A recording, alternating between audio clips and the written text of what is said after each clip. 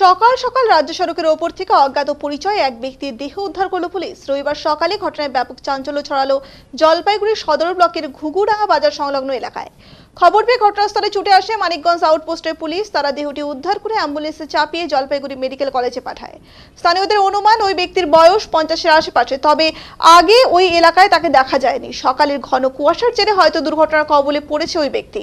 কোনো গাড়ি হয়তো তাকে ধাক্কা দিয়ে চলে যায়। কপালে গভীর ক্ষত তৈরি হয়, প্রচুর রক্তক্ষরণ হয়। ঘটনাস্থলেই সেই ব্যক্তির মৃত্যু হয়। দেহটি উদ্ধারের পর জল দিয়ে রাস্তার রক্ত ধুয়ে দেয় পুলিশ। পুলিশের মৃত্যুর কারণ সহ মৃত ব্যক্তির পরিচয় জানার চেষ্টা করছে। মর্নিং দেখলাম এখানে আইসে দেখলাম একটা রাস্তার উপরে একটা বডি পড়ে আছে, কিন্তু লোকটা কোথাকার সেটা তো আর আমরা চিনি না। তারপর যাই পুলিশ প্রশাসন আসলো, এসে বডিটাকে ইনভেস্টে তুললো, তারপরে তো জলপাইগুড়ি নিয়ে গেল। অসুস্থ লোকই মনে হচ্ছে দেখে, সুস্থ না। মারা হলে এখন কুয়াশার মধ্যে যাই রাস্তার মধ্যে আসে, উনি হয়তো কোনো গাড়ি গুড়ি হয়তো মেরে দিয়ে চলে গেছে, এরকমই একটা কিছু স্পট বোঝা যাচ্ছে আর কি। জলপাইগুড়ি সদর হাসপাতালে দেখলাম।